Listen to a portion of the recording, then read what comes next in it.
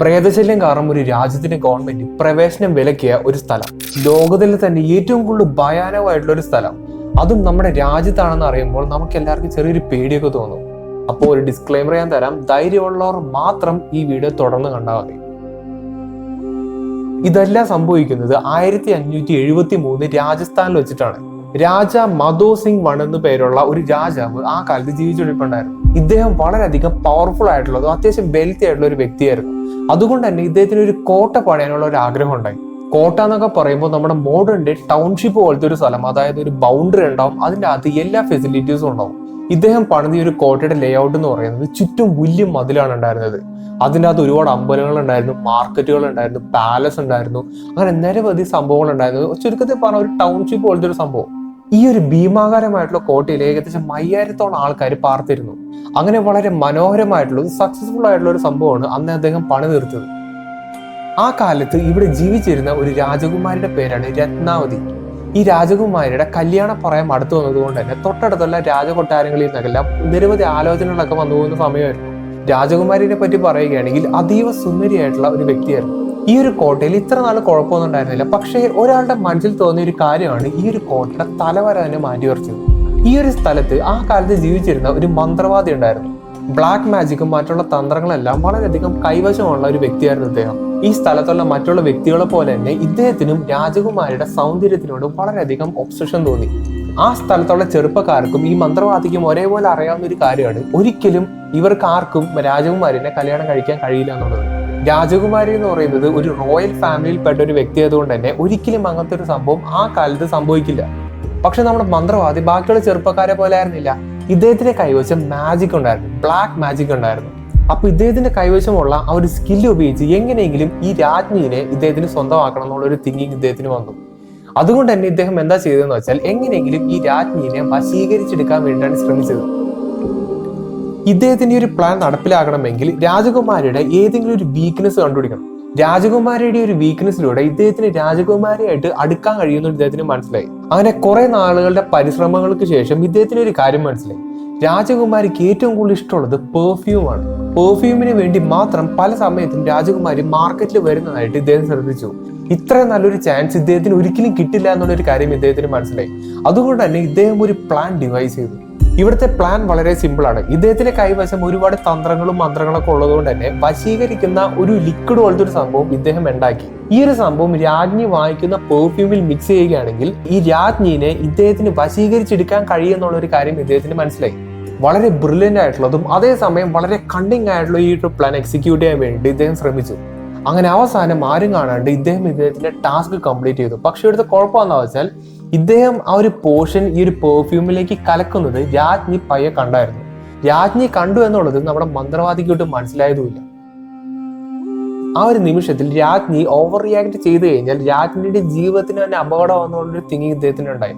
അതുകൊണ്ട് തന്നെ ഈ രാജ്ഞി ബുദ്ധിപൂർവ്വമാണ് കളിച്ചത്. ഒന്നും അറിയാത്ത പോലെ ആ ഒരു പെർഫ്യൂം വാങ്ങി നേരെ കൊട്ടാരത്തിലേക്ക് പോയി.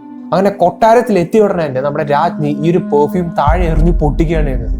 പക്ഷെ ഇവിടുത്തെ കുഴപ്പം എന്താ വെച്ചാൽ അതിലുണ്ടായിരുന്ന ഒരു പെർഫ്യൂമും ആ വശീകരണത്തിന്റെ ആ ഒരു സംഭവം കൂടി കൂടിയിട്ട് നേരെ തൊട്ടടുത്തുള്ള ഒരു കല്ലിലാണ് പോയി പതിഞ്ഞത്. നമ്മുടെ മന്ത്രവാദി എന്തായാലും രാജ്ഞിനെ സ്വന്തമാക്കാനുള്ള ഫുൾ എഫേർട്ട്, അദ്ദേഹത്തിന്റെ കൈവശമുള്ള എല്ലാ കഴിവും ഈ ഒരു പോർഷനിലേക്ക് ഇട്ടിട്ടുണ്ടെന്നുള്ള ഒരു കാര്യം നമുക്ക് ഇതിൽ നിന്ന് മനസ്സിലാക്കാൻ പറ്റും. അതായത് ഈ പെർഫ്യൂം വീണ കല്ല് ഒരു കാന്തം ആകർഷിക്കുന്നത് പോലെ ഇദ്ദേഹത്തിന്റെ മേത്തേക്ക് വന്ന് പതുക്കുകയാണ് ഉണ്ടായത്. ആ ഒരു നിമിഷത്തിൽ ഇദ്ദേഹം മരണപ്പെടുകയും സംഭവിച്ചു. അതായത് ഇദ്ദേഹത്തിന്റെ ആ ഒരു ആഗ്രഹം അത് അവിടെ വെച്ച് ഇല്ലാണ്ടാവുകയുണ്ടായി. മരിക്കുന്നതിന് തൊട്ടു മുമ്പ് ഇദ്ദേഹം ആ ഒരു കോട്ടയെ ശപിക്കുകയാണ്.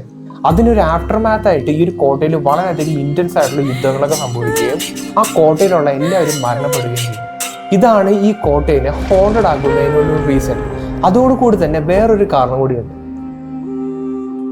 ഗുരു ബാലുനാഥ് എന്ന് പറയുന്ന ഒരു സന്യാസി ഈ കോട്ട പണിയുന്നതിന് മുമ്പ് ആ ഒരു സ്ഥലത്ത് താമസിച്ചിരുന്ന ഒരു വ്യക്തിയാണ്. അങ്ങനെ ഈ ഒരു കോട്ട പണിയുന്നതിന് വേണ്ടിയിട്ട് നമ്മുടെ രാജാവ് ഇദ്ദേഹത്തിന്റെ അടുത്ത് ഒരു പെർമിഷൻ ചോദിക്കുന്നു. അപ്പൊ ഇദ്ദേഹം ആകെ പറഞ്ഞ ഡിമാൻഡ് എന്താ വെച്ചാൽ ഈ കോട്ടയിൽ നിന്ന് വരുന്ന ഷാഡോ ഇല്ലേ, ആ ഷാഡോ ഒരിക്കലും ഇദ്ദേഹത്തിന്റെ മേത്തോ ഇദ്ദേഹം റെസ്റ്റ് ചെയ്യുന്ന സ്ഥലത്തോ വന്ന് പതിക്കരുത്. അഥവാ ഈ കോട്ടയുടെ ഷാഡോ ഇദ്ദേഹത്തിന്റെ ദേഹത്തോ ഇദ്ദേഹം റെസ്റ്റ് ചെയ്യുന്ന സ്ഥലത്തോ പതിക്കുകയാണെങ്കിൽ ഈ കോട്ട ഒരിക്കലും നിലനിൽക്കില്ല എന്നുള്ളൊരു ശാപമാണ് ഇദ്ദേഹം അന്ന് പറഞ്ഞത്. ഇത് വളരെ ഡീസന്റ് ആയിട്ടുള്ള ഡിമാൻഡ് ആയതുകൊണ്ട് തന്നെ രാജാവ് വേറെ ഒന്നും തീരുമാനിച്ചില്ല, അങ്ങനെ തന്നെ ചെയ്തു. അങ്ങനെ ഈ വളരെ അതിമനോഹരമായിട്ടുള്ള കോട്ട പണിതുയർത്തുകയും ഒരുപാട് വർഷങ്ങളായിട്ട് അവിടെയുള്ള ആൾക്കാരൊക്കെ താമസിച്ചു പോയി. അങ്ങനെ ഒരുപാട് തലമുറ മുന്നോട്ട് പോയപ്പോൾ ഇത് വെറും ഒരു കഥയായിട്ടാണ് എല്ലാവരും കാണുന്നത്. ഇപ്പോൾ ആ ഒരു കോട്ട ഭരിക്കുന്ന ആൾക്കാർ ഇത് വെറും ഒരു അന്ധവിശ്വാസം മാത്രമായിട്ടാണ് കാണുന്നത്. ഈ കോട്ട ഒരുപാട് വർഷം പഴക്കമുള്ളതായതുകൊണ്ട് തന്നെ ഇതൊന്ന് റീനോവേറ്റ് ചെയ്യാൻ വേണ്ടിയിട്ട് ആ കാലത്തെ ഭരണാധികളൊക്കെ തീരുമാനിച്ചു. അതിന്റെ ഒരു ആഫ്റ്റർമാത്ത് ആയിട്ട് ഈ ഒരു കോട്ടയുടെ ഉയരം കൂട്ടുകയാണ്. പക്ഷെ ഇവിടുത്തെ ഒരു കുഴപ്പമെന്ന് വെച്ചാൽ ഉയരം കൂട്ടിയപ്പോൾ ആ കോട്ട മൂലം ഉണ്ടാവുന്ന ഷാഡോ ഇദ്ദേഹം റെസ്റ്റ് ചെയ്യുന്ന ആ ഒരു പ്ലേസിൽ വന്ന് പതിഞ്ഞു. ഈ ഒരു സന്യാസി ആകെ പറഞ്ഞ ഒരു ഡിമാൻഡ് അവിടെ ലംഘിക്കപ്പെടുകയാണ്. അതിന്റെ ഫലമായിട്ട് ഇവിടെ ഒരുപാട് യുദ്ധങ്ങളൊക്കെ നടക്കുകയും ഈ ഒരു സ്ഥലം കംപ്ലീറ്റ് ആയിട്ട് ഇല്ലാണ്ടാവുകയും ചെയ്തു. ഈ രണ്ട് കഥകളാണ് ഇപ്പോ ഈ കോട്ടനെ ചുറ്റിപ്പറ്റിയിട്ടുള്ള പ്രശ്നങ്ങളുടെയൊക്കെ തുടക്കം. അപ്പൊ നിങ്ങൾ വിചാരിക്കും ഇതൊക്കെ വെറും ഒരു കെട്ടുകഥയല്ലേ, ഇപ്പോ ആരെങ്കിലും ഇതൊക്കെ വിശ്വസിക്കുക എന്നുള്ളത്. പക്ഷേ അതേ തിങ്കിങ് ഉള്ള ഒരു വ്യക്തി, ഒരു പാരനോർമൽ എക്സ്പേർട്ട് ഈ ഒരു സംഭവത്തിന് അകത്തുപോയി താമസിക്കുകയാണ് ഉണ്ടായത്. ഇദ്ദേഹം ഒറ്റയ്ക്കല്ല, വെൽ എക്യുപ്ഡ് ആയിട്ടുള്ള ഒരു ക്രൂ മുഴുവനും ഈ കോട്ടയുടെ അകത്ത് താമസിക്കുകയാണ് ഉണ്ടായത്.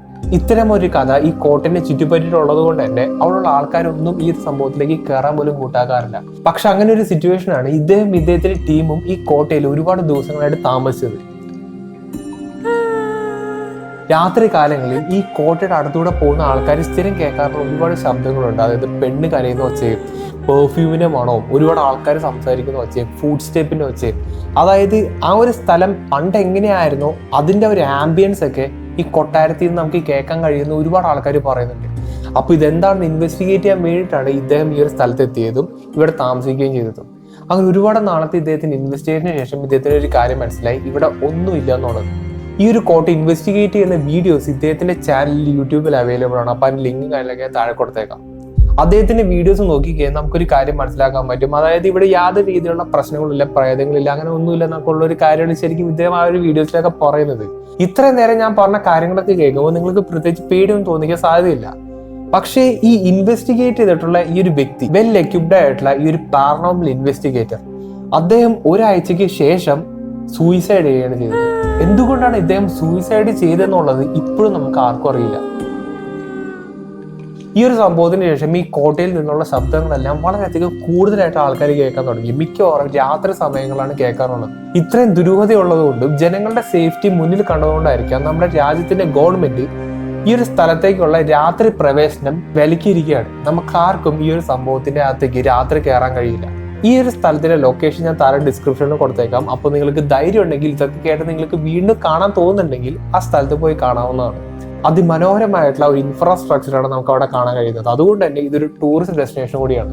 എന്തൊക്കെയാണെന്ന് പറഞ്ഞാലും ഒരു രാജ്യത്തിന്റെ ഗവൺമെന്റ് ഇങ്ങനെ ഒരു കേസിൽ കയറി ഇടപെടാന്ന് പറഞ്ഞു കഴിഞ്ഞാൽ, അതും ഇത്തരത്തിലുള്ള ഒരു ആക്ഷൻ എടുക്കാന്ന് പറഞ്ഞു കഴിഞ്ഞാൽ അതിൽ തന്നെ ഒരു ദുരൂഹതയുണ്ട്.